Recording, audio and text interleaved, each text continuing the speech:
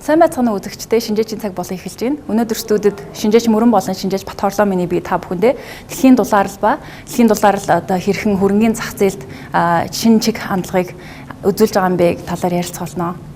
Тэгэхээр хамгийн эхлээд бол дэлхийн дулаарлын тухай маш товч тайлбарлаж бол эхлэе. За тэгэхээр дэлхийн дулаарлалтай холбоотой хамгийн сайн одоо тайлан мэдээллийг авах одоо source бол одоо IPCC байгаа. Энэ бол одоо нүүбийн дэрэгдэх одоо цагуурын өөрчлөлттэй холбоотой зөвлөл байгаа. За тэгээ энэ зөвлөл маань болохоор 195 улс орн бол байдаг. Тэгээд 195 улс орны одоо эрдэмтэн судлаачид бол нэгдээд тайлан бол одоо гаргадаг байгаа. За тэгээд одоо бол 2021 он болон 2022 онд бол одоо энэ IPCC-ийн 6 дахь тайлан бол гарна. За энэнийх нь 3 одоо нийт тайлан гарахын хамгийн ихнийх нь бол сая энэ оны одоо 2021 оны 8 сарын 9-нд бол гарсан байгаа. За тэгэхээр тэр тайлан дээр гарсан зарим сонирхолтой үр дүнгуудыг бол одоо хуваалцъя гэж бол одоо бодсон байгаа. За тэгэхээр хамгийн ихэнд бол одоо энэ дэлгэцэн дээр байгаа график бол дэлхийн гадаргын температурын одоо өөрчлөлт байгаа. 1980 оноос хойшоо. Тэгэхээр ерөнхийдөө бол 1900 одоо 50-аас 1900 оны хооронд бол одоо дэлхийн дулаарлал бол байхгүй гэж бол үзэж байгаа. Тэгэхээр одоо энэ график дээр одоо энэ хар одоо зураасаар харж байгаачлан энэ үедэд бол одоо дэлхийн гадаргын температурын өөрчлөлт бол 0-ийн хоорондод хэлбэлжсэн харагдаж байгаа. За харин сүүлийн одоо 50 жил буюу 1970 оноос хойшоо бол ингээд дэлхийн гадаргын температурууд эрчимтэй бол өсөж эхэлсэн байгаа. За тэгээд хамгийн сүүлийн үеийн байдлаар ихэд бол одоо дэлхийн гадаргын температур бол ойролцоогоор 1.2 Цельсиор бол илүү одоо дулаан болцсон бол харагдаж байгаа. За тэгээд энэ одоо тайлан дээр одоо энэ 1.2-оор өссөн одоо эффект нь буюу дүрдүн байгалийн болон хүний нөлөөгөөр нь бол одоо салгаж симуляц бол хийсэн байгаа. За тэгээд зөвхөн одоо байгалийн нөлөө буюу магадгүй одоо нар илүү халуун болсон ч юм уу. Эсвэл одоо галтуулын дэлбэлтээс үүдээд агаар мандал их хэмжээний хүлэмжийн ялгарснаас үүдээд дэлхийд дулаарсан байж магадгүй салгаж үзэхэд бол одоо энэ яг сүүлийн одоо 50 жилийн хугацаанд бол тиймэрхүү өөрчлөлт бол нэг харагдаагүй байгаа. Тэгэхээр бол байгалаас болж одоо энэ дэлхийн дулаал бол явагдаагүй байна. За харин хүний нөлөөллийг нэмээд симуляц хийгээд үзэхэд бол одоо энэ цэнхрээр бол харахад бол энэ яг ажиглах зууттай маш ойролцоо гарч байгаа нь бол энэ одоо яг энэ дэлхийн дулаал явагдсан гол шалтгаан нь бол одоо яг хүний нөлөөнөөс болсон байна гэж бол хэлж байгаа. За тэгээд яг энэ одоо point нь бол их хэмжээний одоо шүүмжинд бол өртсөн байгаа. Учир нь юу вэ гэхээр энэ угаасаа л аль хэдийн хүн төрөлхтний мэддэг одоо ойлголт шүү дээ. Сүүлийн одоо 10-20 жилийн турш одоо олон судалгаа шинжилгээ хийгээд энэ дэлхийн дулаал бол одоо хүний нөлөөнөөс бий болж байна гэж бол олон бол одоо репортуудаар бол хэлсэн байгаа. Тэгээ энэ утгаараа ингээ аль хэдийн мэддэг одоо зүйл тайлгнасан байна гэдэг бас шүүмжил бол өртсөн байлээ. За тэгээд энэ дэлхийн дулаал явагдсанаар одоо ямар хор уршигтай юм бэ гэдэг ингээ маш олон одоо талаас нь тайлбарсан байлээ л дээ. Эндээс одоо хоёрыг нь ингээд онцлоод аваад үзэх юм бол хамгийн ихнийх нь бол одоо энэ огцом халуун цаг агаар байна. Тэгэхээр одоо Монголын хувьд жишээ авч үзэхэд зарим одоо 100 бол айгүй халуун болдог. Зарим 100 бол одоо тийм чих одоо халдаггүй байгаа шүү дээ. Тэгэхээр одоо 1850-аас 1900 онууд буюу дэлхийн дулаал явагдаагүй үед 10 жил тутамд одоо нэг л удаа тохиолдог байсан юм огцом халуун цаг агаар маань болохоор одоо бол одоо 2.8 дахин буюу 3 дахин их тохиолдог болсон байна. Тэгэхээр 10 жил тутам нэг тохиолдог байсан бол 10 жил тутамд 3 тохиолдог болсон. За нэг тохиолдохдоо бол нөгөө температур маань 1.2 Цельсиор илүү халуун тохиолддог. Тэгэхээр одоо манай Монгол жишээ магадгүй нэг удаа халуун зун тохиолдоход 33 Цельс хүрдэг байсан бол одоо бол тэр маань одоо 34 Цельс болоод өссөн харагдаж байгаа. За тэгээд ирээдүйд дахиад дэлхийн дулаал цаашаа үргэлжлээд 1.5 Цельс, 2 Цельс, 4 Цельс болох тусам энэ давтамж маань бол ихсэн. За тэгээд дээрэс нэг удаа тохиолдох халуун одоо нөлөөлөл маань бол улам бүр их болж байгаа. За одоо 1.5 Цельс дээр бол 4 дахин их тохиолдно. 2 Цельс дээр бол 5.6, 4 Цельс дээр бол одоо 9.4 буюу 10 жил тутам нэг тохиолдог байсан огцом халуун цаг агаар маань жил болгон тийм халуун зун тохиолдох нь байна. Тэгээд тохиолдохдоо бол одоо 33 Цельс тохиолдог байсан бол 38 Цельс бол одоо амжигтай тийм дүр зураг бол харагдаж байгаа.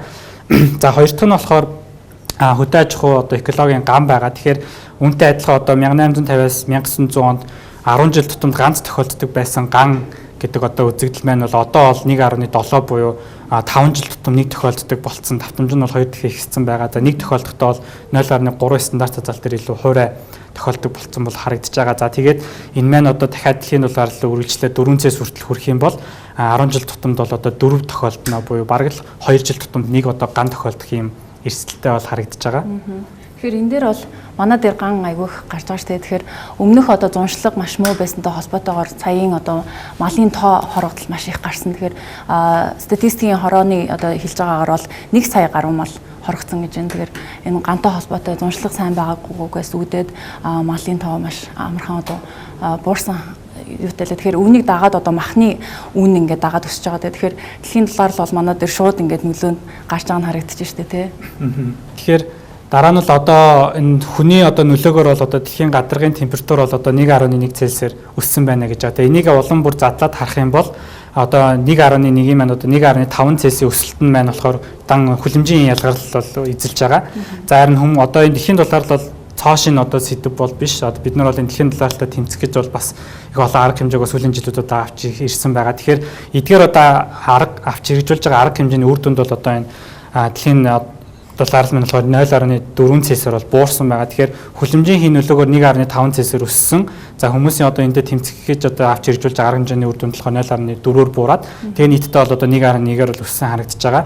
За харин 1.5-аар өссөн хүлэмжийн хийн ерөөсөө 90% нь бол хоёрхан хийнээс бол хамаарж байгаа.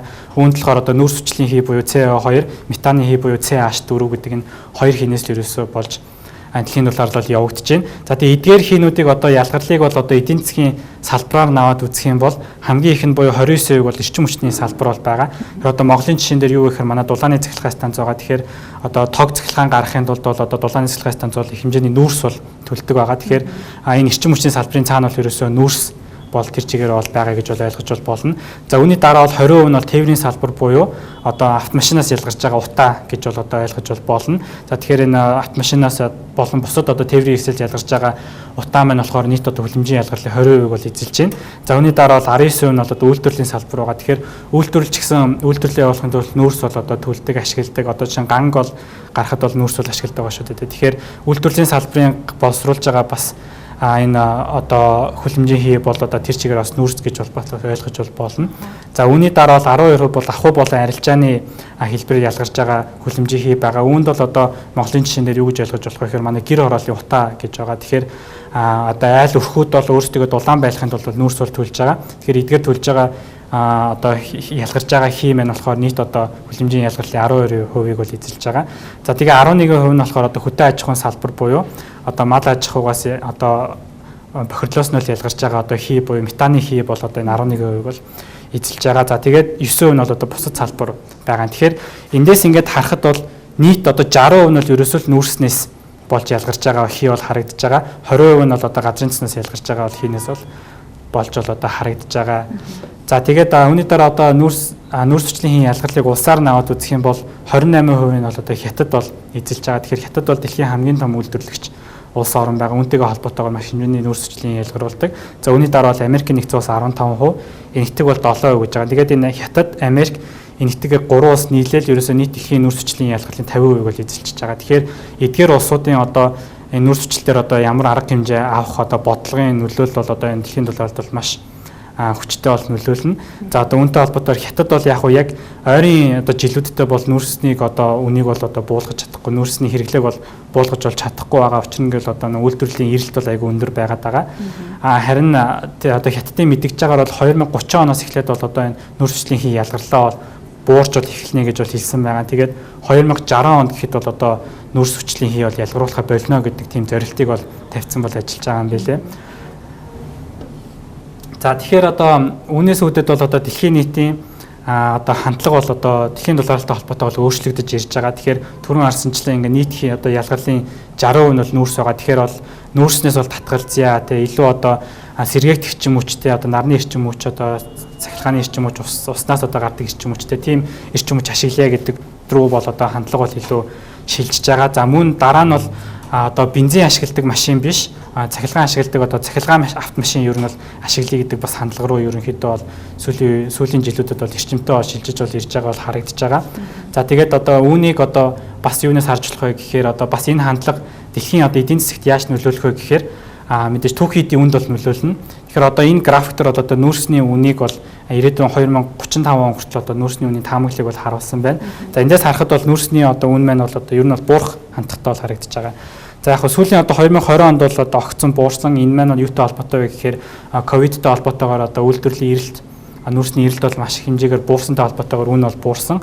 За 21 онд бол огцон өссөн байгаа. Энэ бол буцаад дэлхийн эдийн засаг сэрэгтэй холбоотойгоор үйлдвэрлэл одоо буцаад хэвэндээ үргэлжлээд нүүрсний эрэлт өндөр өссөнтэй холбоотойгоор өссөн байгаа. Тэгэхээр энэ сүүлийн жилүүд явагдсан энэ хэлбэлцэл бол ер нь ковидын нөлөөнөөс бол болж байгаа. Тэгэхээр тэр нөлөөллийг оруулахгүй одоо ингээд ирээдүйн хандлагыг харах юм бол ерөнхийдөө бол нүүрсний үн бол буурах хандлагатай бол харагдаж байгаа. За энэ зэсийн нь бол эсрэгээр бол өсөх хандлагатай байгаа. За учир нь юу вэ гэхээр бид нар одоо энэ сэргээгт эрчим хүчний одоо нарны одоо хавтан байгаа. Тэгээд дээрээс нь цахилгаан автомашин гээ эдрийг үйлдвэрлэхэд бүгдэнд нь бол зэс ордог байгаа. За одоо энгийн жишээ дурдхад бол одоо цахилгаан автомашин, энгийн цахилгаан автомашин үйлдвэрлэхэд бол бензинээр одоо явдаг автомашин үйлдвэрлэхээс одоо 4 дахин хэмжээний зэс ус шаарддаг. За хибрид одоо хөдөлгөөртэй одоо автомашинаас бол 2 дахин хэмжээний зэс ус шаарддаг байгаа. Тэгэхээр одоо ирээдүйд энэ сэргээгт эрчим хүчийн одоо эрэлт ихсгийн хэрээр бол энэ зэсийн эрэлт бол өснө. За эрэлт өсөх хэрээр бол үн өсгөр бол харагдаж байгаа. Тэгэхээр дэлхийн түүхий эдийн зах зээл дээр бол одоо нүүрс бол буурах хандлагатай, зэс бол одоо өсөх бол хандлагатай бол харагдаж байгаа. За тэгээд үүний дараа бол энэ сэргээгт эрчим хүч одоо салбарт оруулсан одоо нийт хөрөнгө оруулалтыг бол харж болно. За энэ дээр бол жишээ нь сар улирал болгоны цэвэр хөрөнгө оруулалтын хэмжээг бол харуулсан байгаа. Тэгэхээр бол дунджаар бол одоо 2020 он гэхэд бол улиралт болгон бол одоо 60 тэрбум одоо ам долларын одоо хөрөнгө оруулалтыг бол сэргээгдэх салбарт бол ингээ оруулж байгаа. Тэгээд энэ хандлага маань бол ингээ сүүлийн жилүүд бол ингээ өсөх трендтэй бол харагдаж байна. Цэвэр дүн шүү дээ, тийм цэвэр дүн байгаа. Тэгэхээр үүнээс одоо юуг хэлж болох вэ гэхээр бол энэ сэргээгт эрчим хүчтэй одоо оруулж байгаа хөрөнгө оруулалт бол жил ирж тусан бол өсөж байна. За үүний үр дүнд бол одоо ямар зүйлүүд ажиглаж байгаа гэхээр 10 жилийн өмнө бол одоо нарны хавтан бол айгүй үнэтэй байсан. За одоо бол тэр одоо 10 жилийн өмнөх байсан үнээс бол 10 дахин үнэ нь бол буурсан байгаа. За ингэснээр бол зөвхөн томоохон үйлдвэрүүд одоо энэ нарны хавтан бол ашиглах биш. Одоо энгийн хүмүүс ч гэсэн одоо гэр ахуйдаа бол энэ нарны хавтанг бол ашиглах одоо боломжтой болж ирж байгаа.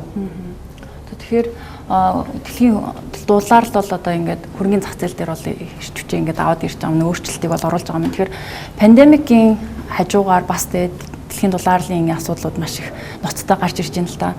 Тэгэхээр одоо хүмүүсийн эрүүл мэндч талаасаа дэлхийн дулаар байгаль орчин талаасаа ч тэр айгүй олон өөрчлөлтүүд гарч ирж байна. Тэгэхээр эдгээр өөрчлөлтүүд нь одоо хөрөнгөний зах зээл дээр хэрхэн нөлөөлж байгаа юм бэ гэдгийг харъя. Тэгэхээр 2007 оны одоо санхүүгийн хямрал болсон тэгэхээр санхүүгийн хямрал болоод одоо энэ удаагийн бас санхүүгийн одоо энэ эдийн засгийн уналт бол одоо ингээд хамт одоо мөнгөний бодлогын сангийн бодлогын маш олон юм бодлогоодыг одоо засгийн газруудаас одоо уламжлалт бус одоо хэрэгслүүдийг аргуудыг болоо хэрэгжүүлж байна. Тэгэхээр 2007 оны санхүүгийн хямрал болсон. Тэгээд дараа нь одоо энэ ковидын эдийн засгийн уналт болсон тий.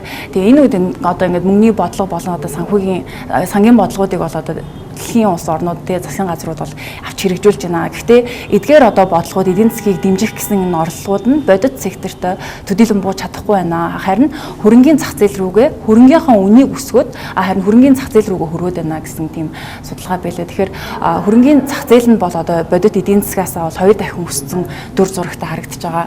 Тэгэхээр энэ нь эргээгээд одоо ерөөсөө бодит эдийн засгтаа буухгүй. За тэгээд хөрөнгөний зах зээл дээр бас одоо ингээд эргээд хөрөнгө оруулагч төлхөө одоо өгөөж өндөртэй, эрсдэл өндөртэй юм хөрөнгө оруулалт хийх хандлагатай байдаг тий. Тэгэд энэ үед яадаг бэ гэхээр энэ үед яасан бэ гэхээр одоо хөрөнгө оруулалт нь төдийлөн одоо хөрөнгөний одоо зах зээл рүүгээ ороод одоо ингээд бабл үүсгээд хөөс үүсгээд байгаа мó гэхээр бас үгүй. Одоо өмнөх одоо санхүүгийн хямралууд үед одоо арай илүү туршлагдсан тийм байдалтай байгаа. Тэгээд эдгээр одоо хөрөнгө оруулалтууд нь хаашаа ороод байгаа вэ гэхээр ерөөсөө одоо манайх шиг хөгжиж буй улс орнууд түүхий эдийн экспортлдог тийм улс орнууд тэгээд мөн одоо урт хугацааны өгөөж өндөртэй бондууд дээр хөрөнгө оруулалт төлхөө ажиглаж орж ирж байгаа. Тэгээд түрүүний одоо манай одоо засгийн газар гаргасан тэр Century Bond дээр харагдаж байхад манайх айгүй урт хугацаатай тэгээд бага хүүтэй бонд гаргаж чадсан байгаа. Тэгэхээр энд одоо хөрөнгөний зах зээлийн одоо тэр чиг хандлага нь ер нь бол тийшээ хазааж байгаа юм байна гэж байгаа. За тэгээд дээрэс нь одоо хувьцааны зах зээл дээр бас бүтцийн өөрчлөлтүүд маш их гарч ирсэн. Тэгэхээр бүтцийн өөрчлөлт талаас одоо улс орнуудын хувьд бүс нутгаараа бас ингээд өөрчлөлтүүд гарч ирж байна. Өмнө нь бол Америкийн нэгдсэн улс одоо тэргүүлээд явжсэн бол одоо бүгд найрамдах татарт улс одоо ингээд дагаад бас өрсөлдөөд ингээд хоёр дахь том зах зээл болоод ингээд гарч ирж байна. За үүнээс гадна бас хөрөнгө оруулагч нарт одоо хувьцааны зах зээл дээр илүү одоо залуу хөрөнгө оруулагч нар орж ирж байна. За мөн одоо байгаль орчноо хамгаалсан нийгмийн хариуцлагаа хүлээх гэсэн одоо байгаль орчны чиглэлийн байгаль орчинд ээлтэй сэргээгдэх эрчим хүч чиглэл рүүгээ маш олон стартапууд гарч ирж байна л та. Тэгээд эдгээр олон юм өөрчлөлтүүд гарч ирж байгаа. За мөн бас гарч ирсэн томоохон өөрчлөлт нь болохоор одоо энэ трейд хийж байгаа тийм арилжаа хийж байгаа энэ платформ нь цахимжаад маш хурдан одоо хугацаагаар одоо энэ хөрөнгийн үнийг хэлбэлцэлтэй болгож маш одоо өндөр савлаатай болгож ирсэн. Тэгэхээр хөрөнгийн үнийг ингээд өсгөөд гэхдээ тэрийг нь болохоор бодит эдийн засаг нь төдийлөн одоо ингээд барьж авч чадахгүй шүү дээ тий. Тэгэхээр одоо энэ эргээгээд одоо иргэд болоо одоо баян одоо иргэдийг бүр баян болгоод тий боломж муутай иргэдийг одоо нөхцөл байдлыг нь бүрд ордуулад байх юм дүр зурагтай болсон. Тэгэхээр саяхан бол одоо нийт одоо дэлхийн хамгийн баян 1% хүн ам нь дэлхийн нийт одоо баялагын 50-аас дээш хувийг бол эзэлж ийн гэсэн тоо гарсан байлаа. Тэгэхээр одоо энэ асуудлууд нь бүгдээрээ эргээд одоо тэг хариуцлагатай хөрөнгө оруулалт хийх одоо нийгмийн сайн сайхны төлөө нийгмийн хариуцлагын чиглэлд байгаль орчны чиглэлд тэг эрүүл мэндийн чиглэлд одоо мөн зөв зохистой засаглалын чиглэлд одоо юм хөрөнгө оруулах юм шаардлагуудыг үүсгэж байгаа маа. Тэгэхээр хөрөнгөний зах зээл дээр одоо янз бүрийн ингээд хөрөнгөний зах зээлч гэлтгүй одоо иргэдтэй дэлхийн нийт даяар ингээд дэлхийн дулаарлын эсрэг янз бүрийн одоо demonstration танилцуулгууд хийж эхэлж байна те эсэргүүцлийн жагсаалууд гаргаж байна засгийн газруудаас одоо шаардлага хөргүүлж байна засгийн газруудаа. Тэгэхээр дэлхийн дулаарлыг одоо зогсооё те энэний төлөө одоо байгууллагуудаас байгууллагуудад те хангалттай хэмжээний шаардлага хөргүүлж ажилламаар байна. Дүрм журамдаа өөрчлөлт оруулмаар байна гэдэг маш олон юм тэнцэлтэд тулгарч байгаа. Тэгээд энэ бүх одоо энэ үйл явцууд нь эргээд одоо тэр хариуцлагатай хөрөнгө оруулалт буюу одоо ESG гэж нэрлэдэг байгаа. ESG хөрөнгө оруулалтыг бол одоо гарч ирэх одоо хамгийн том хөшүүрэг болж байна. Тэгэхээр ESG гэдэг маань юу вэ гэхээр байгаль орчны болон нийгмийн болон одоо засаглалын хувьд хариуцлагатай хөрөнгө оруулалтыг дэмжих тийм үйл явцыг хэлээд байгаа. Тэгэхээр товчондоо бол одоо environmental ESG гэдэг нь environmental social governance гэдэг байгаа. Тэгэхээр environmental гэдэг нь болохоор байгаль орчны тий уур амьсгалын өөрчлөлт одоо эсрэг тэгээд байгаль орчны бохирдлын эсрэг одоо үйл ажиллагаа дөрвтэй үйл ажиллагаа явуулдаг. За тэр журмуудтай одоо уялдаж ажилладаг тийм байгууллагууд руу хөрөнгө оруулах гэдэг байна. За нийгмийн хариуцлага гэдэг нь одоо тэгээ байгууллагын нийгмийн асуудал тий хүмүүстэйгээ хэрхэн харьцаж байгаа, ажилчтайгаа хэрхэн харьцаж байгаа тий нийгмийн асуудлыг нь хэрхэн одоо авч эргжүүлж байгаа юм бэ гэдэг талаас нь хариуцлага хүлээж гинүү. За мөн одоо бусад одоо нийгмийн ядуурлч гэдэг юм уу тэр чиглэл рүү тухайн байгууллагын оролцож байгаа оролцоо зэргийг нь одоо авч үзэж байгаа одоо нийгмийн хариуцлагатай байдлыг нь одоо харж үзэж хөрөнгө оруулж байгаа. За засаглалын хувьд удирдлагуудын цалин зохистой байна уу? За нэгтлэн бодох бүртгэлийн хувьд ил тод нээлттэй байна уу? За тэгээд ёс зүйтэй байна уу? Тэ байгууллагынх нь одоо тэр явж байгаа чиглэл нь этиктэй байна уу гэдгийг бас ингээ харж хөрөнгө оруулж байгаа. За тэгэхээр ингээд ESG-ийн одоо хөрөнгө оруулалтын хөрөнгө оруулалт нь одоо хөрөнгөний зах зээл дээр хэрхэн илэрж байгаа юм бэ гэдгийг харъя л да. Тэгэхээр энэ хамгийн одоо өндөр одоо тэ өсөлттэй байсан одоо энэ хатуу түвшний чиглэлийн 5 юунууд арилжааны сангууд байгаа. За энэ болохоор сэргээгт хэрчим хүчний чиглэлд одоо үйл ажиллагаа одоо явдаг хөрөнгө оруулалт хийдэг арилжааны сангууд байгаа. Тэгэхээр эдгээр одоо 5 арилжааны сан сүүлийн 1 жилийн дотор тий 100-аас 200 дахин их өссөн байгаа. Харин хатуу түвшний чиглэлд одоо байгууллагуудыг санхүүжүүлдэг тий хувьцааг нь нудалтаж авдаг тэр одоо арилжааны сангуудын хувьд болохоор уналттай харагдаж байгаа. Тэгэхээр доор хаяж одоо 10-аас 20% уналттай байна л да. Тэгэхээр эдгээр одоо энэ сэргээгт хэрчим хүчний чиглэлд явж байгаа энэ өөрчлөлтүүд сэргээгт хэрчим хүчний чиглэлд явж байгаа одоо энэ арилжааны сангууд маань S&P 500-аас бол холд аваад явсан өсөлтөөрөө тэр маш хурдтай ингээд өсөөд явж байна гэсэн үг байна.